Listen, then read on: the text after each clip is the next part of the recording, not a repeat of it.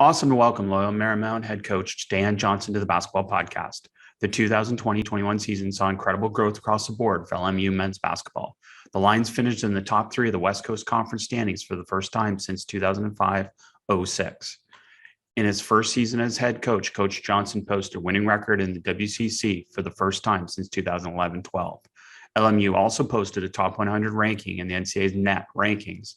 LMU's 95 ranking is the highest net since the Elite Eight season of 1990. In his second season, Coach Johnson continues to build the program. Coach Johnson, welcome to the podcast. Thanks for having me, man. It's an honor and a privilege to be here. Well, thank you. And thank you for letting me come watch practice this year. That was a wonderful experience. Got to watch video session and then into practice. And, going to ask you a few questions about that and then some of the general things about your program. But maybe let's start with the player-led component, which I was really impressed with. And that has to do with team huddles after water and before practice outside the gym, and then the players run in. I thought that was a really cool thing that I haven't seen at many practices. Yeah, I'm a big believer in, our players leading our program. And anytime you take over, those are the things I've probably have spent the most time on. And you've been around a lot of places, and so have I. Sometimes as coaches, we lead so much that the guys within your program don't know how to do it. And I see that no different than a scouting report, like when you're getting ready for a game, and I always used to tell assistant coaches, like, it's fine that we know what to do. It's fine that we have all the answers, but it doesn't matter if the kids don't know it. They got to know what we know. And for me in our program, our guys leading and taking charge and taking ownership, I think they have a greater chance now to fight for something when the game comes because they believe in it. And we spent a lot of time on that, our kids preparing for practice. And, you were here. One of the things we do, they go out, and that's kind of a reset. And they kind of talk about, okay, what do we need to get done today? And then we run into attack practice. And that's what that is. And then same with the on the court with these guys all the time, and they've got to learn how to figure things out. And in those moments, we had those opportunities to do so. Well, I loved it. And just for coaches, so your players were on the court prior to practice, doing some pre-practice work. And then before official practice started, they would leave the gym, they would huddle, and then they'd run in together with great energy. And that was a component. So beyond that, can you take us through the 2-minute water break portions as well? Because I thought that was another time where your players got this chance to lead themselves and reset, and maybe take us through what's supposed to happen in those moments. Yeah, after X amount of minutes in our practice plan, I'll give them a 2-minute water break, and that's a chance again for us to push pause, and that's no different than maybe a timeout in a game. And you have so many stoppages in the game, and this is a way for us to create those stoppages in practice, so then we can get right back to attacking. And sometimes when there's stoppages in the games, some teams react differently. And in those stoppages is an opportunity for our players to talk about, okay, what has happened, over the course of the last how many segments? What do we need to get better at? What is coach on us about? How can we correct that now? Or what are we doing really good that we need to keep building off? And usually what happens is, they'll get their water, they'll shoot some free throws, and at about 50 seconds, you'll hear them saying, okay, let's go 1 minute, let's huddle. And they all come together, and it's, they make 2 or 3 quick points that they need to do, and boom, right back on to the next thing. So it was great to see. And I'm curious then, are there also moments in practice, let's say you're having a bad practice somehow, is there a moment for you to be able to tell them, hey, listen, this is your time to huddle, to refocus, instead of you having to create that refocus for them? Absolutely. And I think the way we've done it, our guys are so accustomed to it. When we're having those moments, they can at any point ask for those 2 minutes. They can walk out the gym. They can do it in the gym. They can push reset. And because we've been, on like a year and a half now of doing this, they understand that. And I usually don't have to make them, somebody can feel that, and they can ask for those 2 minutes, that stoppage, come together, talk it through, get right back to it. You mentioned year two, so maybe let's dive into that a little bit. I talked about some of the success in the first year, obviously building into the second year. What did you notice the most from one year to the next in terms of practice with your players now that they've been around you for one more year? Chris, the biggest difference, I don't know how other coaches feel. I think the biggest difference for me this year that I've noticed is, last year, because of COVID, practice was an outlet for everybody. It was the one thing everyone looked forward to, because now you weren't in your room, you weren't confined, it was the only space you could really go to. And I thought we took full advantage of that. This year, the biggest difference, I feel like for us, we've gotten back to that where it's just another day. And that familiarity, okay, well, we have practice today, and you're kind of going through the motions a little bit. And it's taken us a little while to snap out of it, because things up to this point have become a little normal. You have your girlfriend, you have your families, you're a little more distracted than we were a year ago. And in our program, that's been what we've been trying to, again, reestablish and fight against, now that you have so much or so many more options. And that's been a huge thing for us. How can we get back that sense of excitement? Because, man, we get a chance to do this. And I feel like, we've turned the corner for, in the program that way. But that's been a fight. And that's been the huge difference between last year and this year.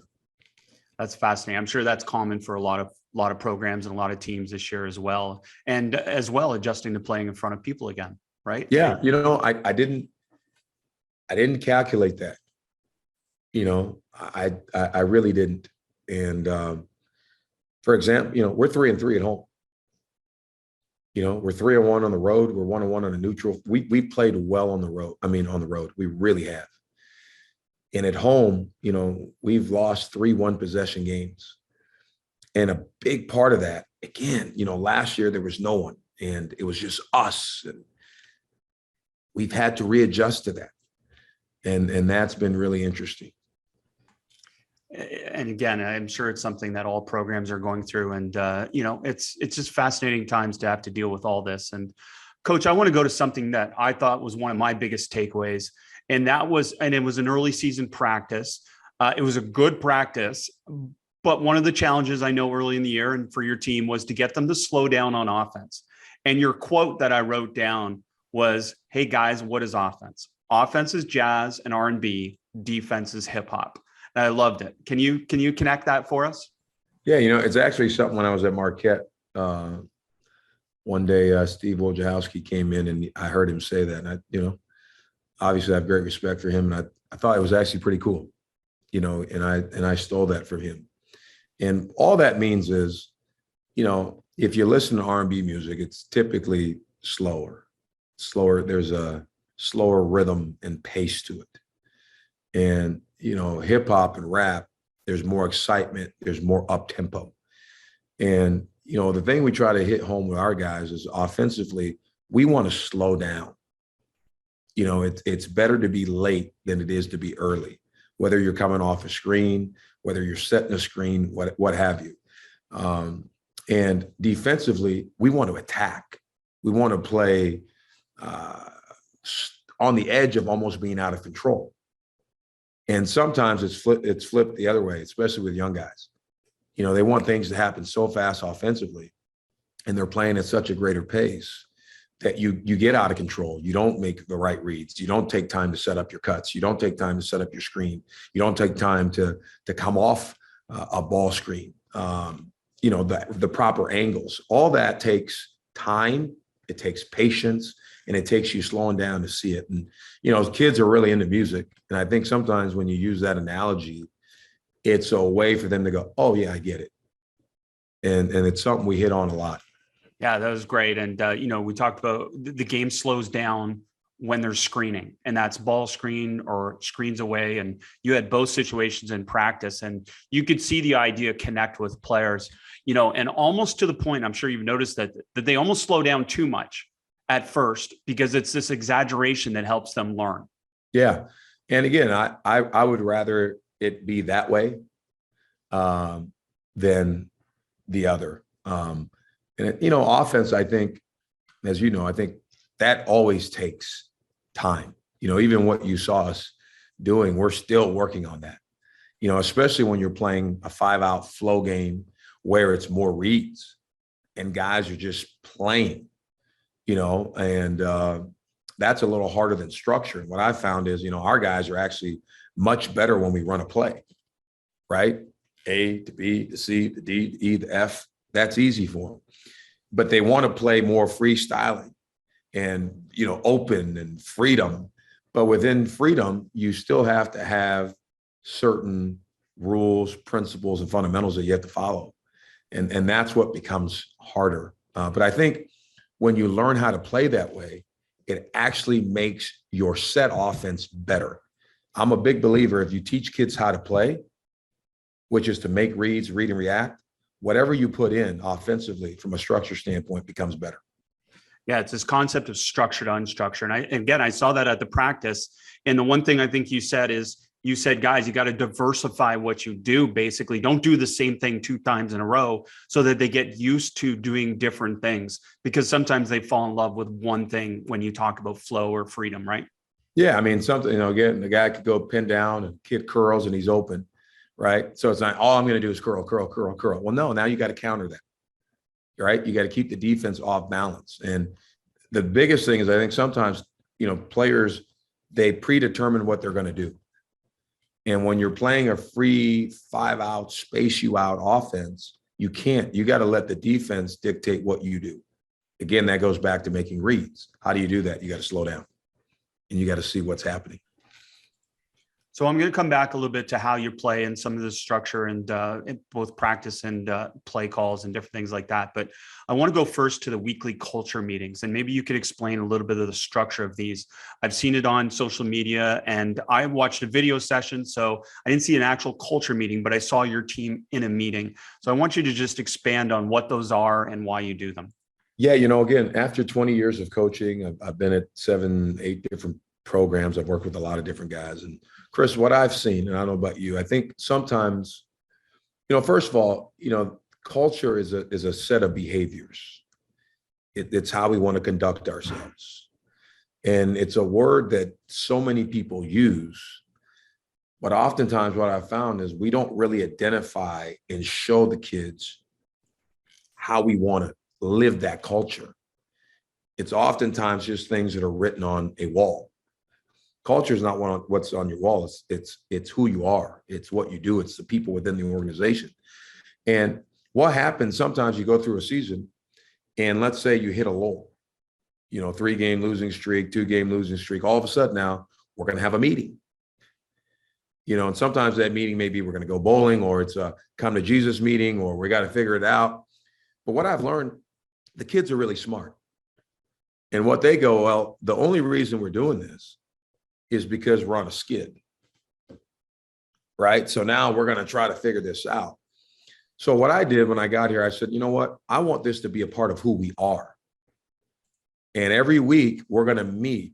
And for us, my meetings they're structured every bit like a practice plan. I have a practice plan for our culture meeting.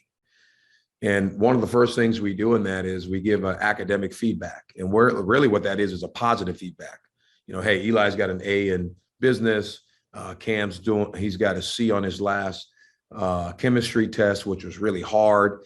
So it creates positive peer pressure. And guys within the program, you want your name called at some point. We then go to our habit share, and we have an app called Habit Share where all our guys can track the habits that they want to improve on, as well as the coaches.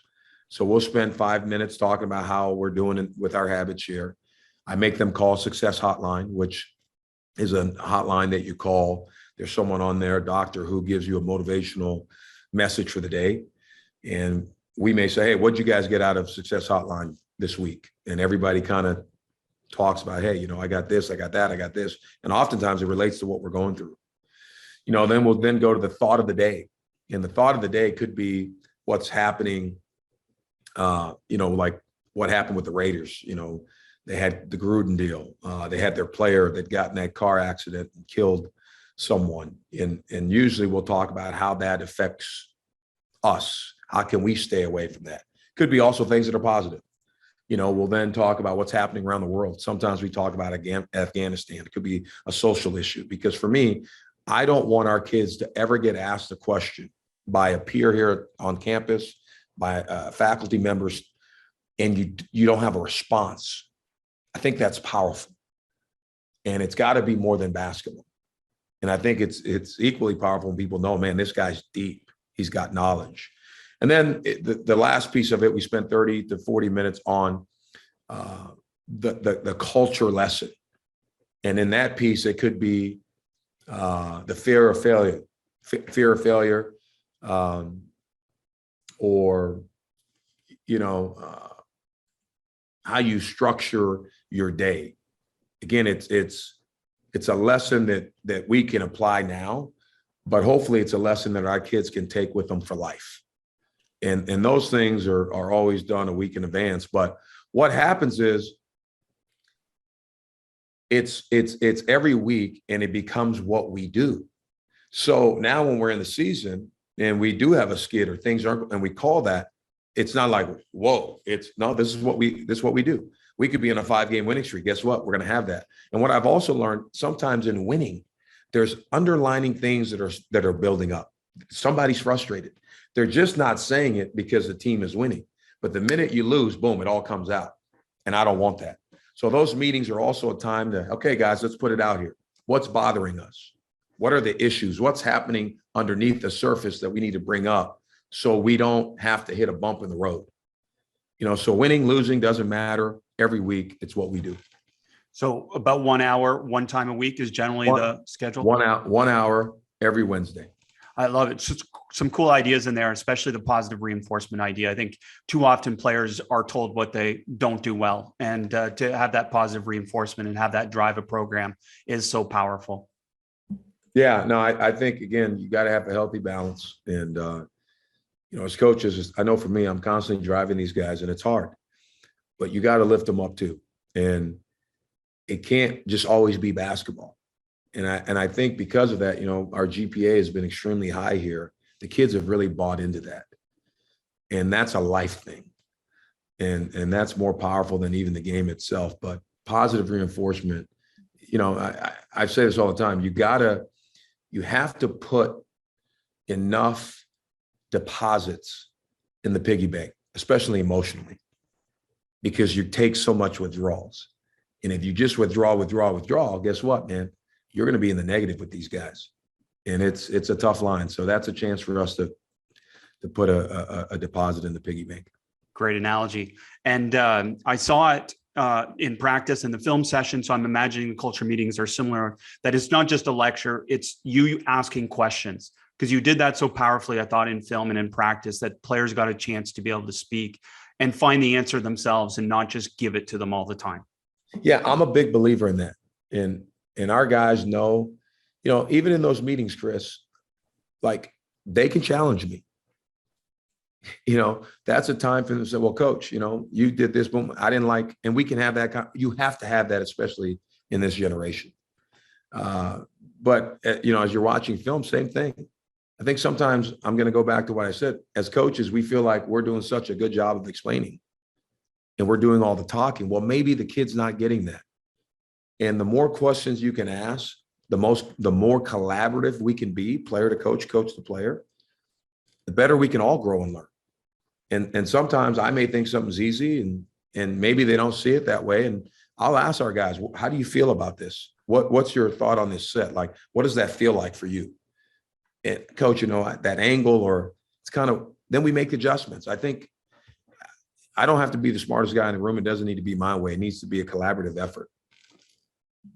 So I know part of this all comes back to organization, which is a big thing for you. Your assistants talked about it when I was there, that you usually planned a full week ahead with your schedule. Players know it in advance. Can you just talk about the importance of this organization and the structure that you put in place for your players? Yeah, I think organization, it gives you clarity. It gives you peace. Just guys knowing their week. what's my week look like? And that doesn't mean like here and there things don't change. I don't like to do that to our guys though. I think the more you can plan out, the more you can structure your week as a player, as coaches, the more success you tend to have. Okay, we're doing this. This is what our week looks like. I can build in my study hall hours here. I can do this here. I can spend this time with my family. I think that's really important. The more you start just moving things around and there's constant change, I think it creates anxiety, right? And I want our guys to have peace and calm. And I'm a big believer that, here we can win 50% of our games just on shared organization, being organized, know what's coming. And that's big for our staff, being on the same page. But it's more important for our players to know every single day, okay, I know what this day is going to look like. I know what Tuesday is going to look like. I know what Wednesday is going to look like. And it gives them a comfort level to now ease their mind and be at their best. And I think that's true for them. I think it's true for us as staff. And it's the only way I know how to function is to have that kind of organization that creates clarity, that calms the nerves and allows you to think things through and be at your best. It's such a contradiction of coaching, right? Because you're trying to create this peace, this calmness, but at the same time, you want to make them uncomfortable as you challenge them to grow. So you talk about that balance, and especially that balance relative to accountability, which I know is big for you as well.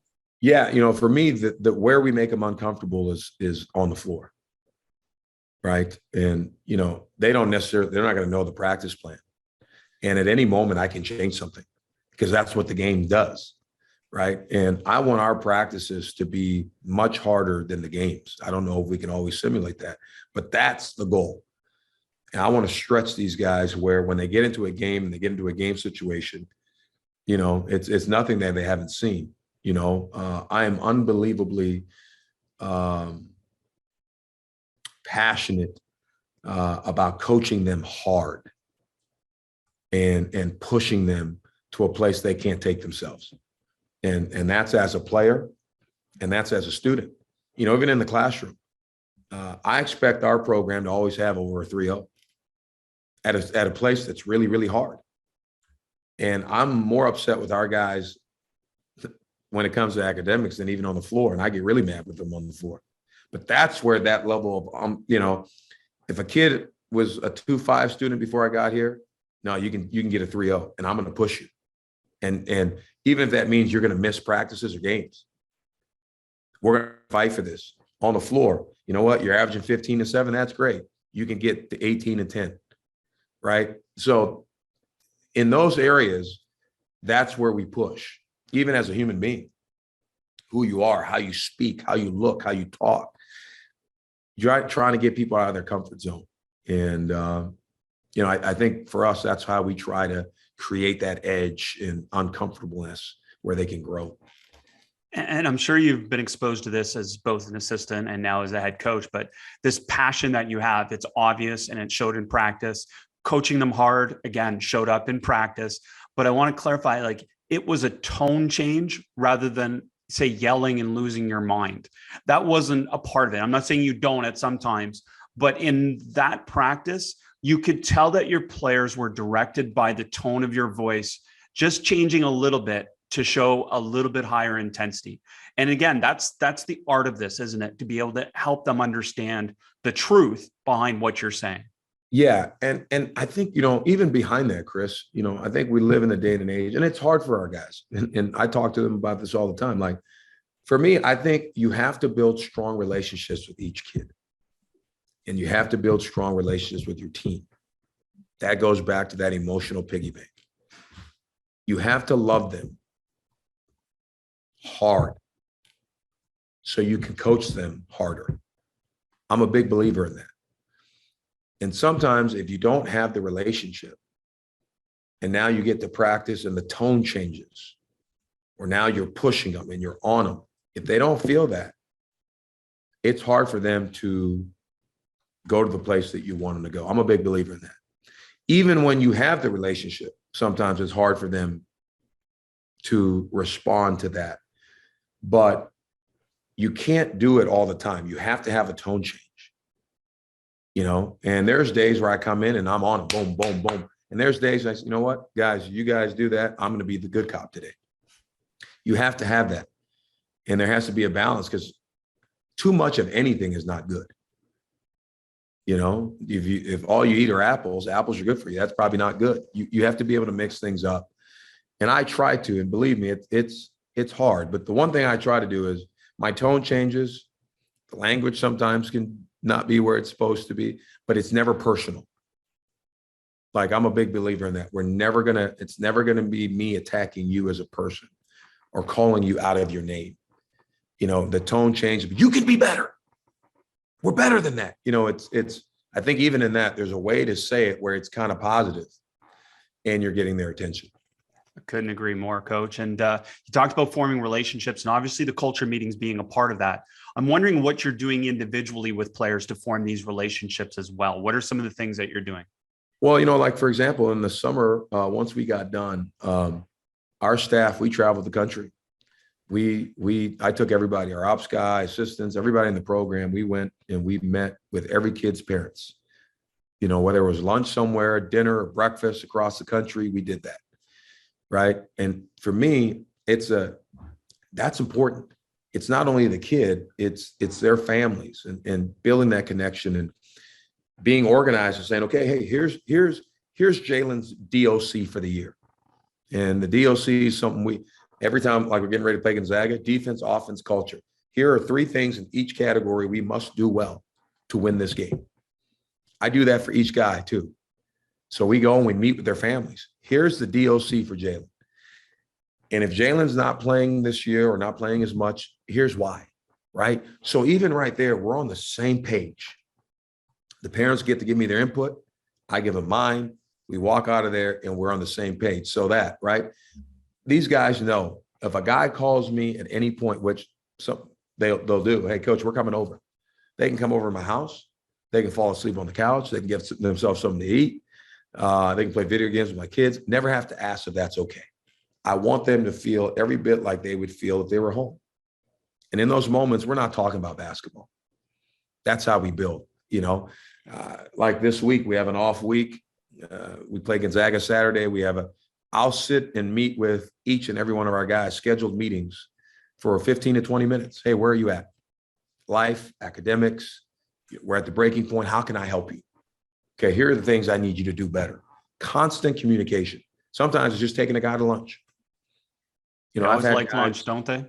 They love it, right? Or I say, hey, you know what? You 2 guys come over for breakfast in the morning at the house. So I think it's finding different ways, different touch points, but being intentional about that. Thankfully, you guys are beyond the days when you couldn't even give them peanut butter. Oh my gosh. Tell me about it. I lived those days as a player. I'm sure you did. DOC, love that. Defense, offense, culture. Is that updated then throughout the season for them and for the parents? Or how do you keep that flow going in terms of that? You know what? If there's we may tweak it here and there a little, but usually it's pretty consistent. But that will change year to year. Hopefully a guy's gotten better in an area. We moved the needle, we add something else.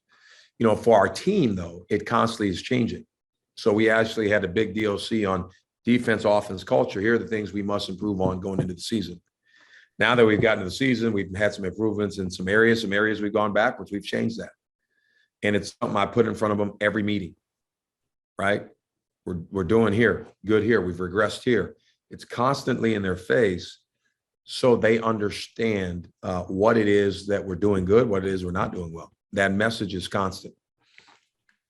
So I know we believe this, we say this, we try and act all the same, but say going into a week where you're playing Gonzaga, your players, you can't BS them. They know that this is a bigger game than normal, right? So how do we approach a game like that compared to a different game? I know we're trying to do it all the same, but is there a difference? It's funny you say that, and I'm going to sound like, like it's coach speak, which I absolutely hate. I hate coach speak. But our saying in our program is the next game is the biggest game. And I'll ask them why. Because it's our next game. And from day one, that's been our saying. And I think when you play teams like that, you have to be careful, right?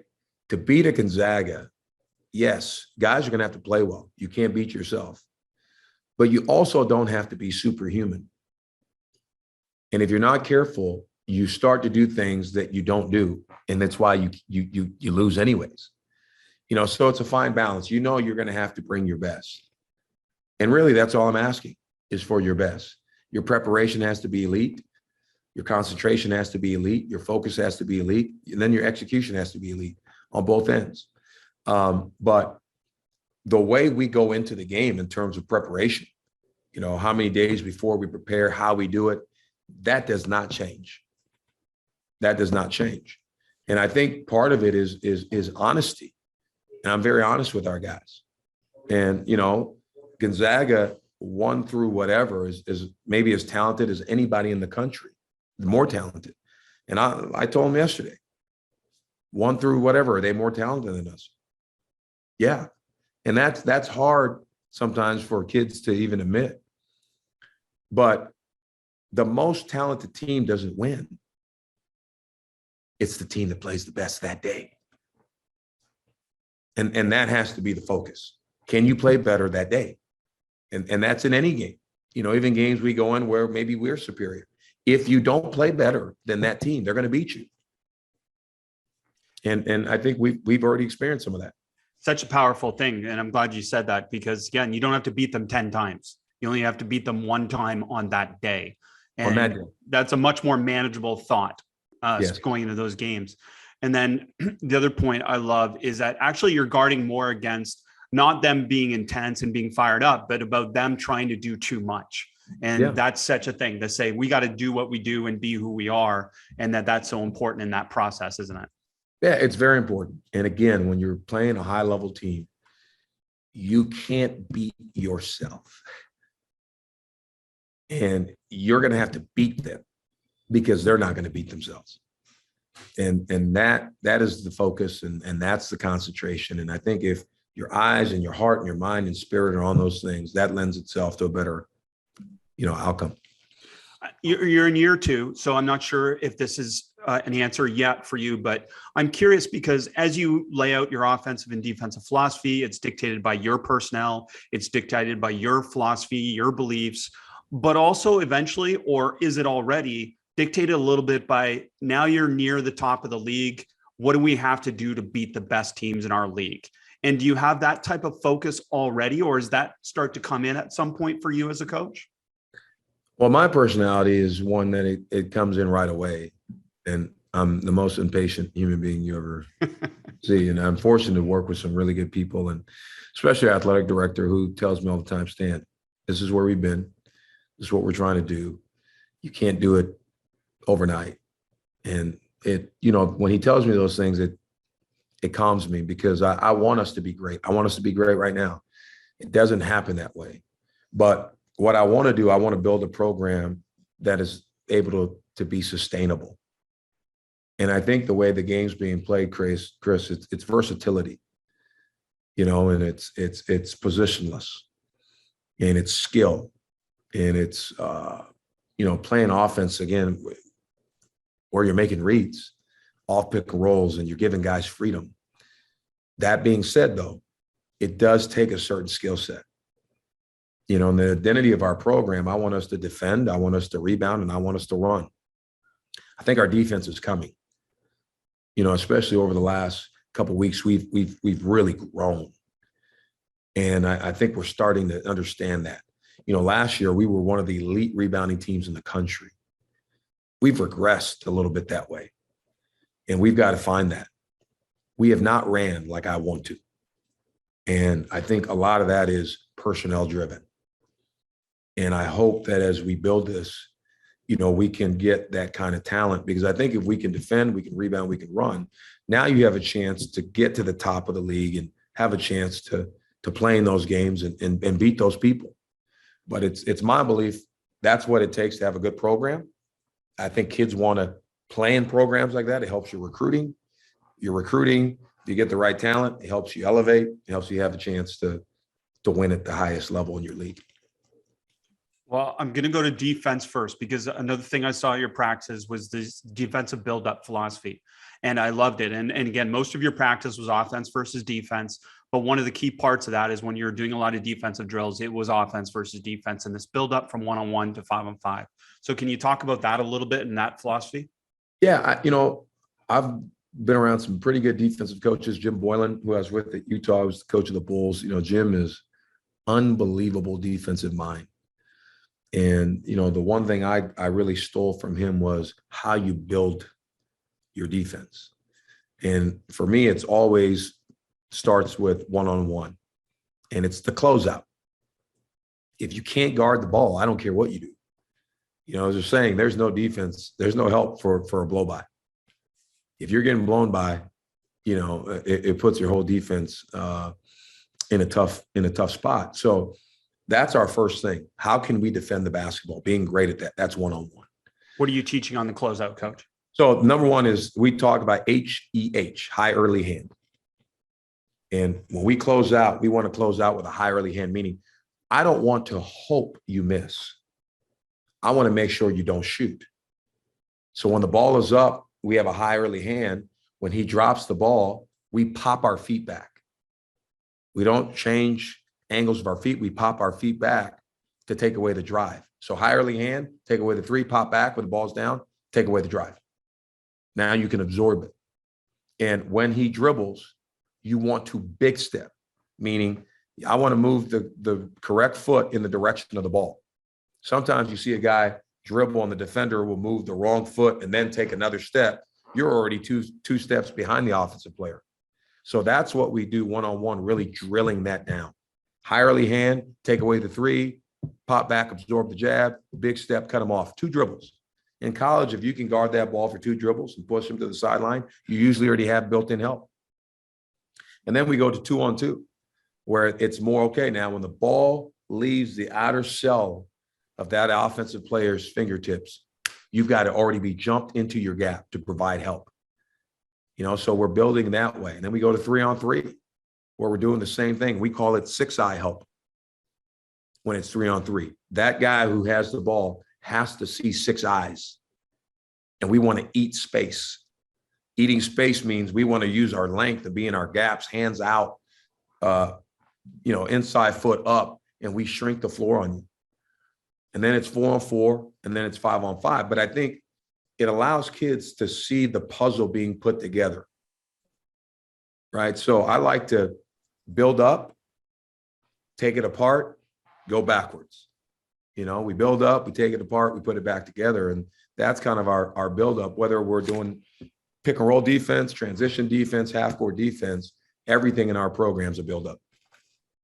And then on the offensive end, I've watched a lot of your games this year, some clips this year, and I saw it there. I mean, you do a really good job running a lot of different things out of the same alignment. And the question is, without giving us maybe your specific play calls, how do you name those and how do you ensure that your players understand not just the base play, but then the counters and different things that play off of it? Well, our players probably get sick of it because we probably we lead the country in walkthroughs, offensive walkthroughs, right? I'm going to get off this and we'll go walk through this morning, part of our package. And then they'll have an hour and then, we'll practice. But it's, I'm a big believer in families of plays. And I want things to look the same. I think when things are all different, I just know for me, from a scouting standpoint, it's easier to pick apart what you're doing, and I know what's coming. And I think when you can disguise things within the same action, I mean, it really keeps you guessing as a defensive player. And, we put them in the same families, and, the naming of them is sometimes interesting, but I name our plays so our guys understand when they hear the play call, it's telling you where to go, right? So I'll give you an example. Let's see. If I'm running something out of horns, let's just say, right? I may give horns a number.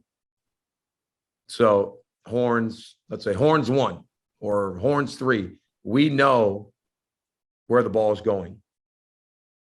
And then it may be a word after that, sneak, that tells you who's sneaking into the play. So the wording has to resonate with your players So it leads them to where they're supposed to go. I'm a big believer in that.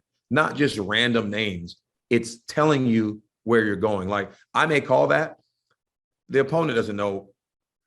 I mean, they may pick up the call, but they don't really know what that means. Our guys, there's a system to why we're doing it. And if you're listening to it, it tells you where you need to be, because sometimes we're moving guys in different positions.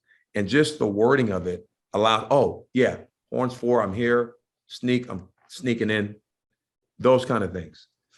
Yeah, it's great. And as an example, then horns is the family. And then the things that come after are more about what's happening within that family of play. Yes, exactly. Yeah, it's really cool stuff. And you guys do a great job. And part of that advantage is obviously you're masking what's coming. You said already, making it harder to scout. And then you talked about the walkthroughs, and you triggered me to remember that before you did video, the day I was there, you did essentially one of those walkthroughs, which I refer to people as a slow learning, this opportunity to be able to do slow learning and to be able to process stuff. And this was not connected directly to practice. There was a break before you got to practice, correct? Yes. And I'm a big believer in that. You know, it's a teaching. It's time to teach. It's slower. It's time to, really talk about the angles of a screen. It's time to implement. I use that to implement offense where we don't have to do that in practice. Kids can ask questions. So when we go to practice, we're working on execution and the timing and the pace of everything. And we don't have to introduce things or waste time in practice to do that. But it's really an opportunity for us to teach. And some days that's more offensive driven. And we'll have days where we come through and it's a defensive walkthrough. And we're kind of cleaning up our pick and roll coverage and our X outs and our smash downs and our smash ups and those things. But it's a chance to really teach. And I think as you go through an entire season and you start to look at how much time you put into that, you can really see the growth in your team. And the reason we can run so many things is because we spend so much time doing that. And I think it's very helpful for our players. I think I understand why, but can you explain it, why you separate it from the main practice? Well, I think, again, I don't think kids can be that dialed in for that long. And they have to have breaks. So again, those things for us are, it could be anywhere from 30 minutes to an hour. And then they have a break to tape, change, refresh, get their minds right, and go to practice. It also alleviates the practice time, because if I'm doing that in practice, I'm adding more time to their bodies. And when we get to practice, we want to be rolling. We want to be going full speed. And this allows us to not have to stop, teach, get in the minutia of that, and then try to rev them back up. That's really hard as a player. I didn't like that as a player. So that gives us an opportunity to go full speed once we're in practice. Yeah, I really like that. And connecting it back to you as a player, there's no doubt there's so many things as a player you thought didn't make sense that now help you outline your philosophy, aren't there? Oh, absolutely. And for me, I'm a guy, you can show me a lot of things and I may pick it up, but I'm more, I've got to go through it. I've got to touch it. I got to feel it. I got to walk through it. And I try to give that to our guys. If I can walk through it and I can see it, I have a way better chance of knowing it. And hopefully, again, this gives them an opportunity to really understand why we're running a play. Like sometimes you just run plays and the kids don't know why. And okay, this is what we're trying to get out of this, right? This is why you're screening here. This is why we're making this pass. And you can really, really break it down in those moments. So maybe give us an idea. So do you have 5 families? Do you have 10 families? And then from there, you might end up with 50 play calls that you can go with. Is that kind of the right ballpark? I have, we have probably 6 different families. And each of those families may have 7 to 8 things. That doesn't include after free throw actions or stop actions. There's probably 17 things we can do in that moment.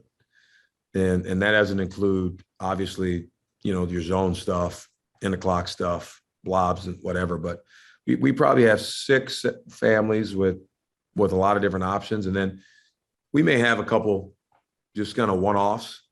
And usually those things are more just quick ball screen actions that don't have a family.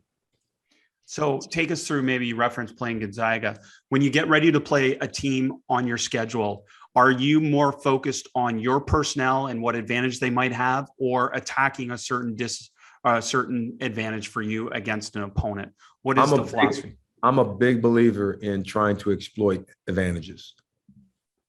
And, you know, for Gonzaga, it's hard to do, right? Because they have a lot of advantages. And sometimes what our advantage is may not be what's right for that game. Mm-hmm. And that is something we have to explain to our team too. And maybe even the guy that you're used to going through. Hey, listen, give them credit. You know, whoever this opponent is, what they do best takes away what we want to do. But here's how we have to counter that. And in this game, you have to be more of this than that. And maybe our guard has to be more of this than what he is, because we have to play through that, right? But again, you have to give them that. And you have to back that with information. Kids got to see it. You can't just tell them that. In this day and age, they want to know why. You know, so I try to do that. This is why. This is game. This is the game plan. Here's why. Here's the numbers. When you do this and teams do this, here's the outcome. You know, so I'm a big believer in how can we find an advantage and how can we exploit that to win the game. You're making me miss coaching. That's the part I love. I mean, I definitely love the connection with the players and the staff. That's number one. But beyond that, it's just that kind of putting my offense against your defense, and, you know, vice versa. And just that fun of the coaching, isn't it? Yeah, that's as close as you can get to really competing, right, as a coach. And that's why you're the coach. It's your job and your responsibility to find that for your program and for your team, to give your kids the best chance. And you know what? You get a lot of nerves and angst and all that, but it's pretty fun to do that and to prepare that way. So I read a quote, so I know the end of the quote from you, but I want you to fill in the blank for us, because it applies to definitely this conversation about, say, preparing for a Gonzaga or whoever it is on your schedule. You talked about your competition isn't other people. Your competition is, can you help us fill in that blank? Yeah. You know, the competition is you, man. It's yourself. And I always say your competition is your comparison mindset, you know, your laziness, your ego, your procrastination, all those things is what you're competing against. And sometimes even in scouting, and we can take it to basketball, which is very small, you can spend so much time thinking about the opponent and what you got to do and what they have and blah, blah. You forget about you, and who you are is the most important thing. How can I better myself? How can we improve so we have the best chance to win on the court, in life, whatever it is, what it may be. But I think people oftentimes think the competition is outside. That's not true. It's you fighting yourself and overcoming yourself. And once you can do that, you know, you find out that you can win a lot more.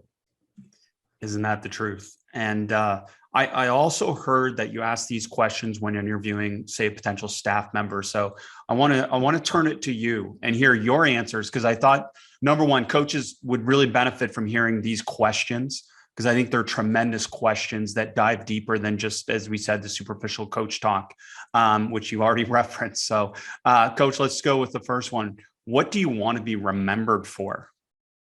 Are you asking me that? Yeah, let's turn it on to you. For me, I want to be remembered as someone who really, really cared, somebody who was passionate about other people, and someone who tried to take people to a place they couldn't take themselves. And, you know, I take that back to my life. I always talk about my parents. You know, no one's held me more accountable. And I'm where I'm at in life, and because my parents pushed me to a place I could not take myself. And I want to give that back. And I'm not always perfect in it, but I know that's where my heart is. And I hope when this is over, it's what is said about me.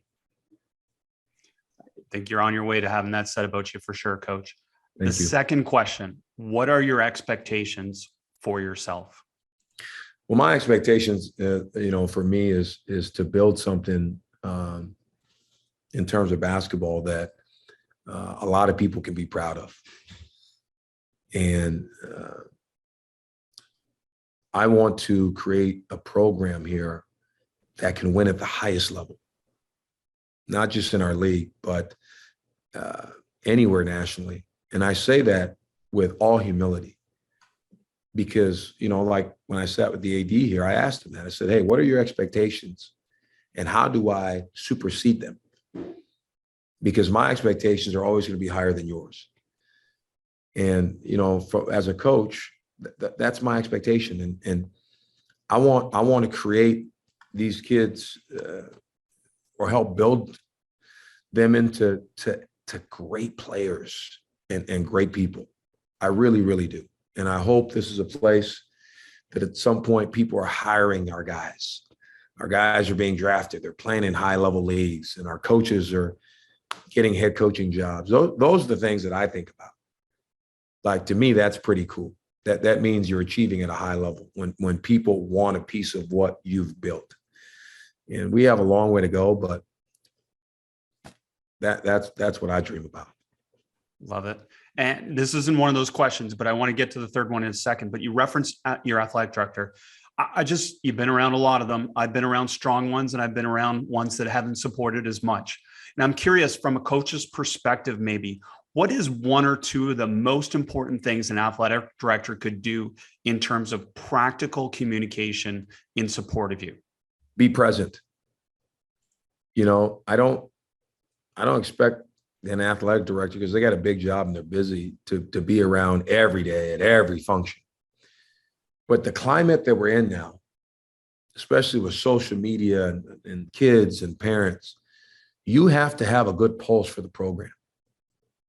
You have to know what your coaches are doing. You have to have a feel for it. The only way you're going to have to feel for it, you got to be at practices sometimes. You got to travel. You got to constantly, every week, there's got to be a dialogue with you and that coach. Because I always say, where there's a lack of communication, negativity will always fill that void. And if you have the communication and you have a pulse for the program, when things come up, you go, whoa, wait a minute now. No. I'm there. Here's what I've seen. I've been around. Sometimes some of these guys are not around. And then you get some information and you don't know how to process that. So I think that's important. 2, support. And nothing worth having or build, it's going to take time. And there's going to be ups and there's going to be downs. Nothing is a straight line. And because, again, the social media and the increase, the fan base and all these, everybody is an expert. What that coach needs is your support, not when things are great, when things aren't going well. I'm nodding my head, Coach, because I had an athletic director that would text me after wins and never after losses. And that's the time you want to hear from them, right? Yeah. And guess what? It's like when somebody shows you who they are, believe them. They're telling you. And look at Coach K's record. The great Coach K, the greatest coach of all time. Had he been coaching in this day and age, there would be no Coach K. We live in such a microwavable society. Everybody wants it now. And I've seen so many great coaches, their careers ruined because someone didn't stand up for them and give them a chance to finish. And if you have good people who have a plan, who are organized, who are building something, if you stay with it, it'll happen. So I think those are the 2 good things: be present and be supportive. I love that. Thanks for sharing that. And the third question that you asked your staff in an interview, which I want to hear from you, is how do you evaluate yourself? Well, I evaluate myself the same way I evaluate my team. So everything starts first with our core principles. Am I living those? And our core principles are selfless, connected, relentless. Am I being selfless with my time, my energy, Am I connected? That's the relationships before championships. Am I connected to everybody within the program? And am I relentlessly attacking everything that needs to be attacked? Starts there, and then we move into the things I believe in: defend, rebound, run. Where are we in those categories in the league nationally? Right? Offensively, where are we in terms of points per possession? Here's the goal that I started at the beginning of the year. Here's where we're at. Okay, we're not there. Why? Okay, what am I doing to cause that? Are we too complex? Do I need to simplify? Same thing defensively. So it's constantly, and then it's using the people around me. Every game, win or lose, I'll ask my staff, how can I be better? And I ask these guys after every game to give me an evaluation sheet based on our games, our performance, offensively, defensively, special teams, me, coaching, in-game. Tell me what I can be. Tell me, give me feedback. Why have people around you if you're not going to let them tell you the truth?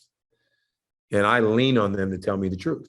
And we have a lot of give and take, but it's my job to be held accountable too by the people that work with me. And I try to use those things as a guiding post. Thank you. It's great to hear your answers to those questions, and for coaches who are listening to reflect on their answers to those questions as well, because I think it will help prepare them for job interviews and different things that come around like that. Coach, this has been awesome. So many insights and a great understanding of who you are as a person. I guess the next question is, as you move into your full second year and into your third and beyond, where are we going? Yeah, I'm really proud of what we've done. And so far, Chris, it's hard to take over a job, any job. It's really hard to take over a job during a pandemic. And, a year ago, when you take a job over and the kids have a new coach, that's hard enough. To take over and have a new coach and COVID and all those things, I thought our guys really responded, finished third in the league. We had a lot of good things. And, coming back off that now, we're playing the hardest non-conference schedule the program's played in 30 years. It's what we just played. And, I didn't think we maximized that. And we have an opportunity, if we learn from that, to really grow in league play and do something. But I think as we look at our program, where we are from a fundraising standpoint, how we've changed our facilities, the improvements we've made there, and just the feel of the program, I think we're headed in the right direction. And what we've got to continue to do is we got to continue to grow it. We got to continue to build, and we got to continue to buy into our culture. And if we can do that, I think there's great things ahead for LMU. And I'm excited to be here. And, it's not easy. It's not easy to try to take a place that hasn't won in 30 years and make it a consistent winner. But I do feel like we have the staff, I have the president and the athletic director, the players, the right people to get this done. And I'm excited about it. I am too, Coach. I can't thank you enough again for giving me access, but also for this podcast and for you sharing the game with us. Thank you so much. Awesome. Thank you, man. My pleasure.